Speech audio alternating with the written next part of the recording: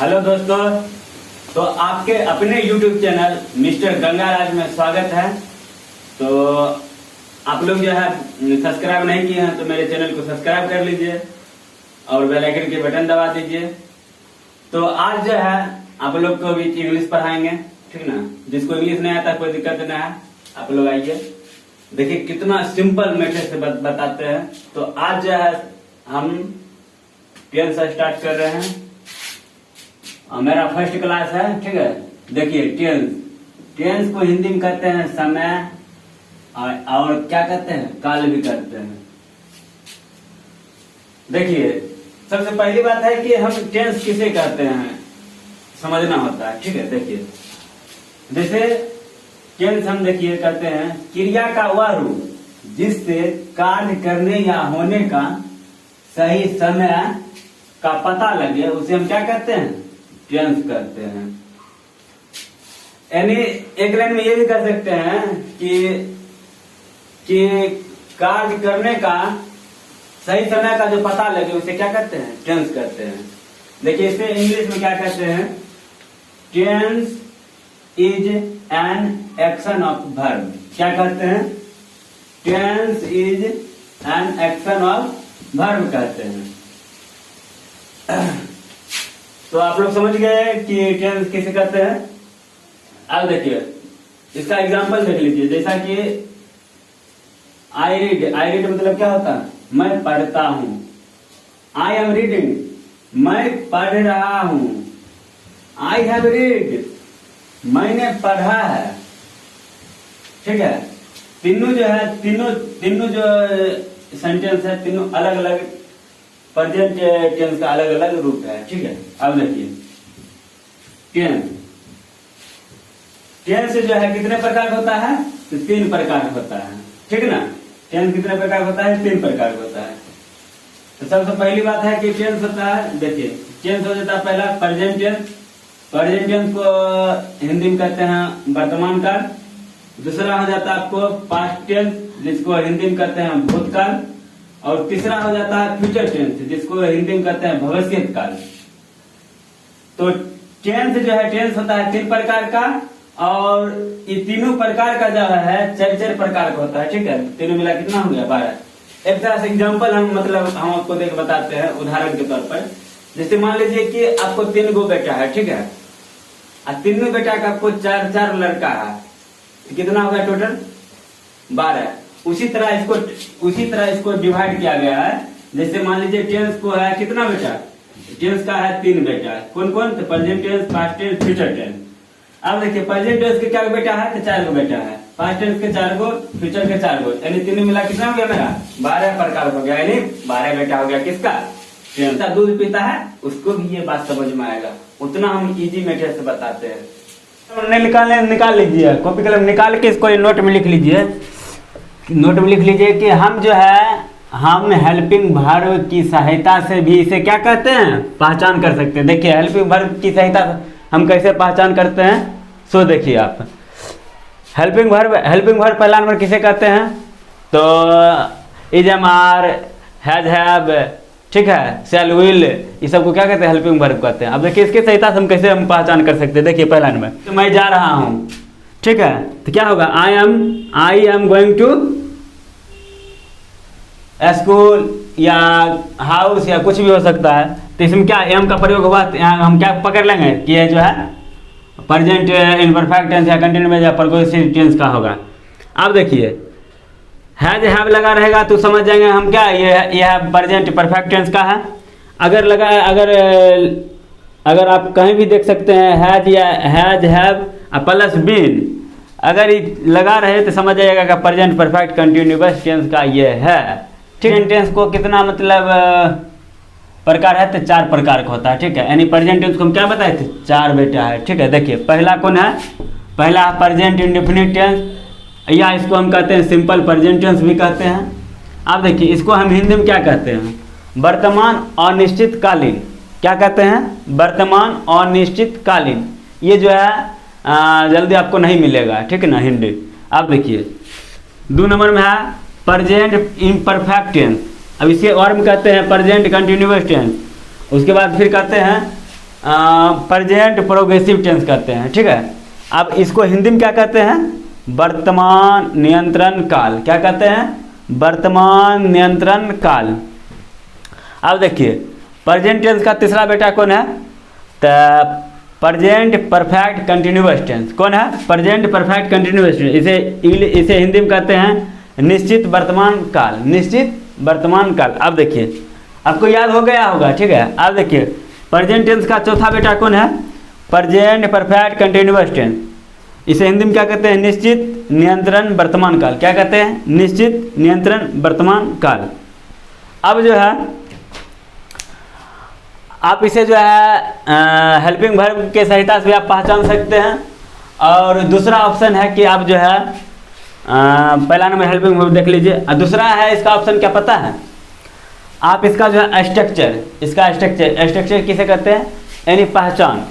आप इसका जो है इसका पहचान से भी आप जो है इसको जो है पहचान सकते हैं कि हाँ ये जो है present tense, present indefinite tense का है, या ये है प्रेजेंट परफेक्ट टेंस का है, ठीक है। जैसे हिंदी में लिखा रहेगा आपको, वह जा रही है, राम खाता है, कौन टेंस का है? राम खाता है, कौन टेंस का है?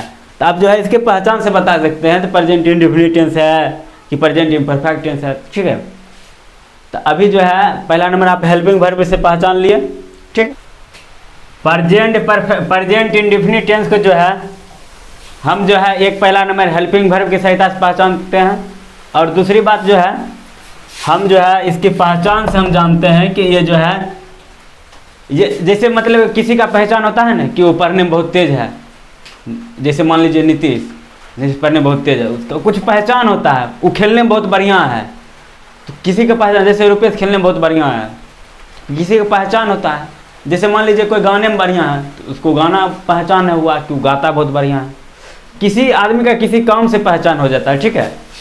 जैसे मेरा पहचान है कि मैं पढ़ाता हूँ आप लोग को। तो देखिए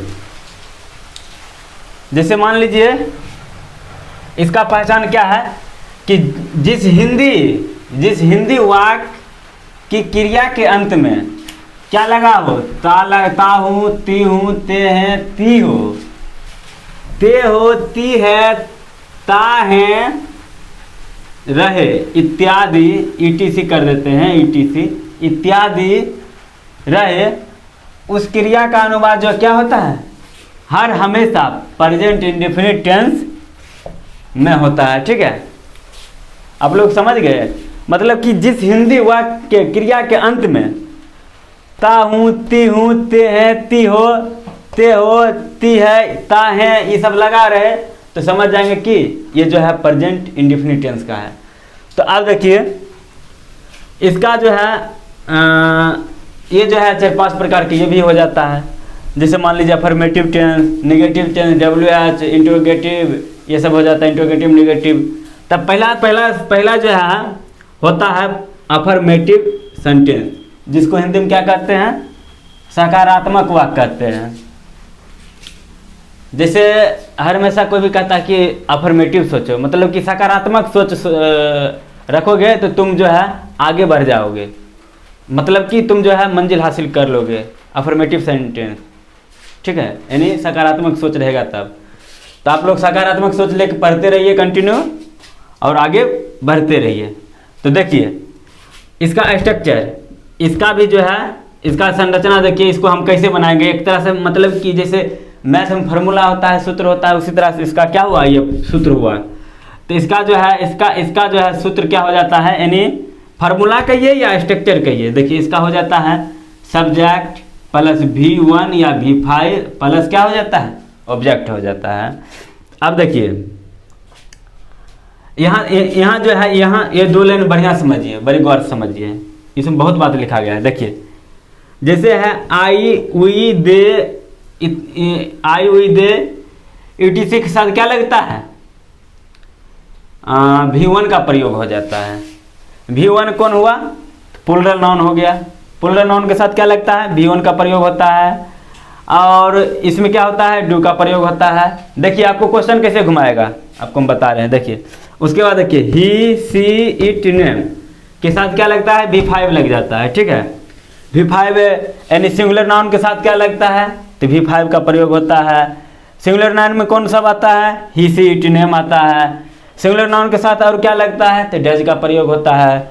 अगर पूछ देगा कि आपको मतलब सिंगुलर नाउन के साथ क्या लगता है, तो V5 का प्रयोग होता है। सिंगुलर नाउन के साथ क्या लगता है, तो डज का प्रयोग होता है। जैसे आपको कह देगा प्लूरल नाउन के साथ क्या लगता है, तो V1 लगता है। तो V1 में क्या सब आ जाता है, तो आई वी दे आ जाता है, ठीक है। प्लूरल नाउन में क्या लगता है, तो डू का प्रयोग होता है। अब देखिए इसको हम बार बार रिपीट कर रहे हैं, क्योंकि यहाँ समझने वाला चीज़ है, इसीलिए हम समझा रहे हैं बार बार। कहेगा आपसे क्वेश्चन जैसे पूछेगा कि प्लूरल नाउन के साथ क्या लगता है, तो डू का प्रयोग होता है। प्लूरल नाउन के साथ क्या लगता है, तो V1 का प्रयोग लगता है, ठीक है। पूछेगा सिंगुलर नाउन के साथ क्या लगता है, तो V5 का प्रयोग होता है। सिंगुलर नाउन के साथ क्या लगता है, तो डज का प्रयोग होता है। आप लोग समझ गए। अब देखिए जैसे आप लोग को एग्जाम्पल देके बताते हैं। जैसे है कि मैं खाता हूँ, तो इसको हम क्या बनाए, मैं खाता हूँ। मैं के क्या होता है, आई के साथ क्या लगता है, आई के साथ लगता है V1, ठीक है। यानी ये प्लूरल नाउन हो गया, ये क्या हो गया, प्लूरल नाउन हो गया। प्लूरल नाउन आया है, तो प्लूरल नाउन के साथ क्या लगता है, V1 लगता है। तो V1 इट है। खाना क्या होता है, खाना का खाता है। खाना क्या होता है, इट लिख दिए। देखिए इसका क्या होता है, पहला नंबर आई। सब्जेक्ट पहले लिखेंगे, सब्जेक्ट क्या हो गया इसका, मैं। उसके बाद क्या हुआ, V1 या V5। अब के V1 या V5 यानी ये हो गया खाता, ठीक है। ये देंगे। उसके बाद ऑब्जेक्ट इसका कुछ नहीं है, इसका ऑब्जेक्ट नहीं लिखेंगे। अगर ऑब्जेक्ट रहता तो यहाँ ऑब्जेक्ट हम लिखते, ऑब्जेक्ट नहीं है तो नहीं लिखेंगे। अब देखिए इसको हम कैसे बनाए। जैसे मैं खाता हूँ, तो मैं के क्या होता है, आई कौन हुआ, प्लूरल नाउन। प्लूरल नाउन में क्या लगता है, V1 का प्रयोग होता है, ठीक है। तो V1 का प्रयोग होता है, तो V1 का प्रयोग यानी खाना क्या होता है, इट लिख दिए। मेरा सेंटेंस क्या हुआ, बन गया। फाइनली जो है आप समझ चुके हैं। अब चलिए नेक्स्ट देखते हैं। जैसे है राम पढ़ता है, क्या कहता है, राम पढ़ता है। तो राम हो गया, किसी का नाम हो गया, किसी नाम का बोध कर रहा है। तो यहाँ देखिए क्या बोले थे, he see it name, any name यानी किसी नाम का बोध कर रहा है। तो नाम क्या हो गया, क्या हो गया, मेरा सिंगुलर नाउन हो गया। नाम मेरा हो गया सिंगुलर नाउन। और सिंगुलर नाउन के साथ क्या लगता है, V5 का प्रयोग होता है। देखिए पढ़ना क्या होता है, पढ़ना होता है रीड। रीड का V5 क्या लगता है, सिर्फ ऐसे लगा देंगे, वो हो गया मेरा V5। तो हो जाएगा राम पढ़ता है कि क्या बन जाएगा, तो राम रीड्स हो जाएगा, ठीक है। समझ गए। अब चलिए नेक्स्ट देखते हैं। जैसे है कि मैं प्यार करता हूँ, क्या है सेंटेंस, मैं प्यार करता हूँ। मैं के क्या होता है इंग्लिश, आई। देखिए आई है कौन, प्लूरल नाउन के साथ क्या लगता है, हम क्या बोले थे, V1 लगता है या डू लगता है। तो अब देखिए यहाँ है मैं प्यार करता हूँ, करता है, ठीक है। करता क्या होता है, डू। अब देखिए यहाँ क्या बन जाएगा, आई प्लूरल नाउन है, प्लूरल नाउन के साथ क्या लगता है, डू। आई डू, और प्लूरल नाउन के साथ क्या लगता है, डू, और प्लूरल नाउन के साथ लगता है V1। उसके बाद देखिए तो यहाँ क्या है, मैं प्यार करता हूँ, तो इसका हो गया आई डू, लव है, लव। तो अब जो है फाइनली यहाँ तक समझ चुके हैं। अब चलिए इसका जो है निगेटिव बताते हैं। अब चलिए देखिए अफर्मेटिव सेंटेंस देख लिए। अब देखिए negative sentence, present indefinite tense का नेगेटिव सेंटेंस देखिए। नेगेटिव सेंटेंस इसको हिंदी में कहते हैं नकारात्मक वाक्य। कहता है कि नेगेटिव सेंटेंस नहीं होना चाहिए माइंड में, नहीं नकारात्मक सोच नहीं होना चाहिए। जिसके पास नकारात्मक सोच रहेगा वो कभी भी आगे नहीं बढ़ सकता। इसीलिए चलिए देखिए, खैर कोई यहाँ क्वेश्चन है, आप देखिए स्ट्रक्चर या फार्मूला भी लिख सकते हैं। जैसे मैथ में फार्मूला लिखते उसी तरह देखिए नेगेटिव सेंटेंस का फार्मूला हो जाता है सब्जेक्ट प्लस डू या does plus note plus V1 plus object. अब देखिए जैसे इसका एग्जांपल दिया गया कि मैं नहीं खाता हूँ, तो मैं क्या हो जाता है, आई, और आई क्या है, प्लूरल नाउन है। प्लूरल नाउन के साथ क्या लगता है, तो डू लगता है। प्लूरल नाउन के साथ क्या लगता है, तो डू। आई डू, डू के बाद क्या है, नोट। यहाँ देखिए डू के बाद क्या है, नोट। एक एक बात सीखिए। आप देखिए खाना है, खाना क्या होता है कि हम क्या बताए थे कि आई के साथ प्लूरल नाउन के साथ क्या लगता है, डू का प्रयोग होता है या V1 का प्रयोग होता है, ठीक है। तो यहाँ होगा आई डू नॉट, V1 का प्रयोग है, तो यानी खाना खोता ईट, ईट के ईटे हो गया। ठीक है, अब देखिए सीता नहीं नाचती है, इसको क्या बनाएंगे? सीता, पहला नंबर सीता। सीता, सीता नाम है तो नाम के साथ क्या होता है? सिंगुलर नंबर लगता है। सिंगुलर नाउन के साथ क्या लगता है? तो डज का प्रयोग होता है, जैसा कि आपको बताए हैं। तो सिंगुलर नाउन के साथ डज का प्रयोग, और डज के बाद क्या होता है? नोट का प्रयोग होता है।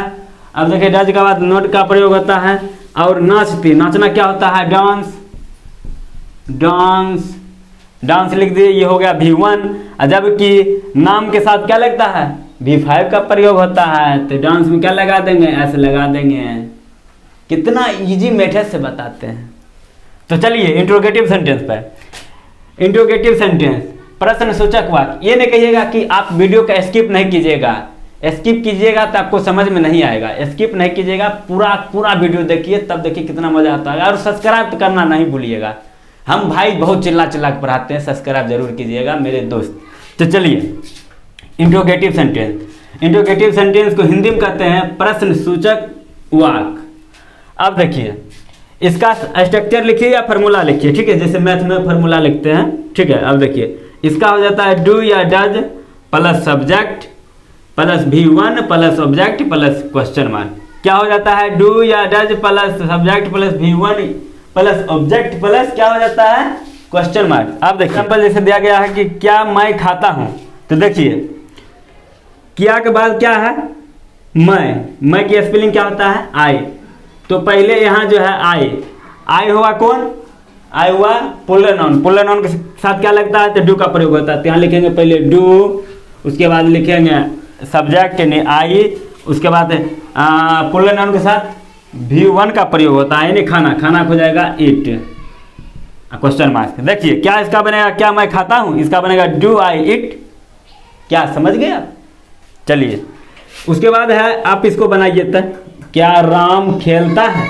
क्या राम खेलता है, इसको आप जो है खुद से बनाइए। तो अच्छा ठीक है, देखिए क्या के बाद क्या है यहाँ? राम यानी राम यानी नाम का बोध कर रहा है। ठीक है, राम यानी नाम का बोध कर रहा है। नाम के साथ क्या लगता है? डज का प्रयोग होता है यानी सिंगुलर नाउन। सिंगुलर नाउन के साथ क्या होता है? डज का प्रयोग होता है। तो यानी पहला लिख दीजिए डज, उसके बाद लिखिए राम। अब देखिए खेलता, खेलना क्या होता है? पले। ठीक है, तो पले यहाँ लिख दीजिए, पले लिख दीजिए। बच्चा देखते आपको सिखाए, कोई दिक्कत नहीं। देखिए राम मतलब कि नाम के साथ क्या लगता है? डज का प्रयोग होता है। ठीक है, डज और नाम के साथ जो है V5 का प्रयोग होता है यानी पले में क्या करेंगे? ऐसे लगा देंगे। मेरा क्या हुआ? मेरा फाइनली जो है बन गया है। आप समझ गए? अब देखिए चलिए आगे देखते हैं 4 नंबर। इसका चौथा सेंटेंस देखते, मतलब चौथा इसका जो है रूल देखते हैं। देखिए चौथा कहता है इंट्रोगेटिव नेगेटिव सेंटेंस। इसको हिंदी में क्या कहते हैं? प्रश्न सूचक नकारात्मक वाक्य। प्रश्न सूचक नकारात्मक वाक्य। अब देखिए इसका स्ट्रक्चर क्या हो जाता है? डू या does plus subject plus note plus V1 plus object plus question mark. अब देखिए इसका एग्जाम्पल दिया गया है। एग्जाम्पल दिया गया है कि क्या मैं नहीं खेलता हूं। अब देखिए क्या पहले हम क्या बताए थे? क्या के बाद वाला सेंटेंस देखेंगे कि वो मेरा प्लूरल है कि सिंगुलर है, उसके हिसाब से जो हम यहाँ पर डू या डज का प्रयोग करेंगे। तो देखिए किया के बाद क्या है यहाँ? मैं क्या हुआ? Plural noun. प्लूरल नाउन के साथ क्या लगता है? तो डू। उसके बाद क्या है? सब्जेक्ट का प्रयोग होता है। यहाँ देखिए स्ट्रक्चर में तो सब्जेक्ट हो गया आई। उसके बाद नोट का प्रयोग होता है तो नोट। उसके बाद क्या है? पले, तो पले लिख देंगे। मतलब खेलना क्या होता है? पले। खेलना हो जाता है पले। मैं पले लिख दिया हूं। अब देखेंगे कि प्लूरल नाउन के साथ क्या लगता है? अरे भाई प्लूरल नाउन के साथ तो लगता है मेरा क्या? प्लूरल नाउन के साथ मेरा V1 लगता है। तो V1 तो मैं फाइनली लिख चुका हूं, मेरा सेंटेंस यहीं पर बन गया। अगर यहाँ पर सिंगुलर नाउन रहता है रे भाई तो यहाँ पर लग जाता है V5 यानी यहाँ पर ऐसे लग जाता है। तो यहाँ पर तो भाई यहाँ तो सिंगुलर नंबर है, यहाँ तो प्लूरल नंबर है, तो इसीलिए यहाँ पर ले लिख दिए। तो चलिए आप क्वेश्चन अब जो है WS क्वेश्चन देखते हैं, 5वां इसका पार्ट। आप लोग को समझ में आ रहा है तो कमेंट करते जाइए।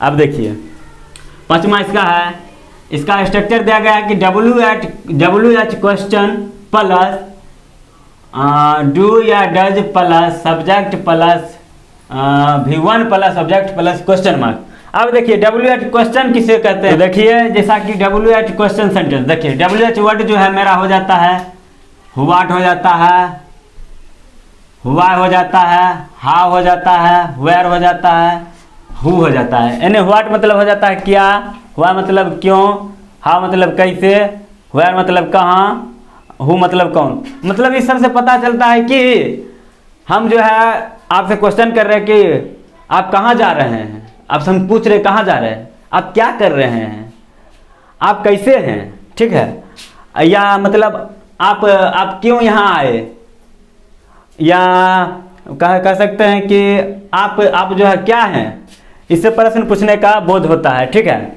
इसी लिखा गया WH क्वेश्चन। आप देखिए इसका एग्जाम्पल जैसे दिया गया है कि सीता कहाँ जाती है, हम उससे पूछ रहे सीता कहाँ जाती है, तो सीता हमसे बोलेगी, पहले यहाँ इसका सेंटेंस पहले बना लीजिए। देखिए जैसे है पहले कहाँ बनेगा, पहले क्या है WH क्वेश्चन पहले बनेगा, पहले है WH क्वेश्चन प्लस, पहले WH क्वेश्चन बनेगा, कहाँ क्या हो जाता है इंग्लिश वेयर, ठीक है। अब देखिए यहाँ वेयर के बाद है मतलब डू या डज लगेगा, डू या डज कैसे हम पता करेंगे, तो इसका पहला मतलब देखेंगे इसका जो सब्जेक्ट है क्या है, तो सब्जेक्ट इसका है क्या, तो इसका है सीता, सीता यानी नाम, यानी सिंगुलर नाउन है, तो सिंगुलर नाउन है तो इसके सिंगुलर नाउन के साथ क्या लगता है, डज का प्रयोग होता है, तो सिंगुलर नाउन के साथ क्या होगा does, Sita, where does Sita, where does Sita जाना क्या हो जाता है गो, यहाँ पर गो लिख देते हैं। अब देखिए यहाँ पर सिंगुलर नाउन के साथ क्या प्रयोग होता है, डज का प्रयोग होता है और V5 का प्रयोग होता है, यानी गो हो गया V1, इसमें क्या करेंगे ES लगा देंगे, मेरा और क्वेश्चन मार्क दे देंगे और मेरा सेंटेंस बन गया। ऐसे जो बनाए हैं उसका सेंटेंस, उनका सेंटेंस पूरा सही है। तो चलिए अब जो है 6 नंबर देखते हैं, WH क्वेश्चन निगेटिव सेंटेंस। देखिए इसका स्ट्रक्चर हो जाता है WH क्वेश्चन प्लस डू या does plus subject plus note plus V1 plus object, ठीक है, प्लस क्वेश्चन मार्क। आप देखिए इसका एग्जाम्पल दिया गया है, वह क्यों नहीं प्यार करती है। अब उसका मन है भाई प्यार करे चाहे नहीं करे, हम क्या बोले थे, हम यहाँ जो है WH क्वेश्चन से पता चलता है कि हम उससे प्रश्न पूछेंगे, उसका मन है वो जवाब दे चाहे नहीं दे, इसमें क्या जाता है। तो हम पूछे कि वह क्यों नहीं प्यार करती है, तो उसका मन है भाई जवाब दे चाहे नहीं दे। तो चलिए इसका सेंटेंस बोलिए, उस पर ध्यान छोड़िए, प्यार मोहब्बत के बात छोड़िए, ठीक है, यहाँ पढ़ाई पर ध्यान दीजिए। अब देखिए पहला नंबर क्या बोले थे, WH क्वेश्चन का बनाएंगे तो क्यों क्यों क्यों क्या हो जाता है, देखिए हुआ है, पहले हुआ लिख दिए। अब देखिए WH क्वेश्चन के बाद डू या डज का प्रयोग होता है, उसके बाद सब्जेक्ट का प्रयोग होता है। तो डू या डज का प्रयोग हम कैसे करेंगे, आपको यहाँ से बताते आए हैं, तो आप यहाँ भी देखिए, फिर से एक बार बता रहे हैं। देखिए सबसे पहली बात है कि डू या डज का प्रयोग कैसे पता करेंगे, तो पहला उसका जो सब्जेक्ट से पता करेंगे। तो सब्जेक्ट मेरा क्या है सी, यानी सी कौन हो गया सिंगुलर नाउन, सिंगुलर नाउन के साथ क्या लगता है, तो डज लगता है रे भाई डज। अब देखिए सिंगुलर नाउन की डज, अब डज के बाद क्या है सब्जेक्ट के बाद है क्या है नोट। अब क्या है प्यार करती है, ठीक है, प्यार करते हैं, तो यहाँ क्या हो जाएगा वह क्यों नहीं प्यार करते। अब देखिए व्हाई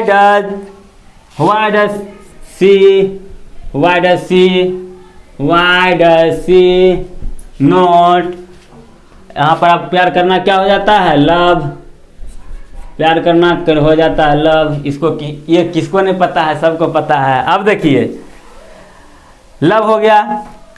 अब यहाँ पर क्या बताए थे, सिंगुलर नाउन के साथ क्या लगता है V5 का प्रयोग होता है, डज का प्रयोग होता है। तो यहाँ पर क्या है, यहाँ लव है V1 हो गया, यहाँ V5 का प्रयोग करेंगे तो इसमें क्या करेंगे सिर्फ S हटा देंगे S और क्वेश्चन मार्क दे देंगे। मेरा जो फाइनली बन चुका है, तो आप लोग मेरा पूरा वीडियो देखने के लिए आप लोग को धन्यवाद।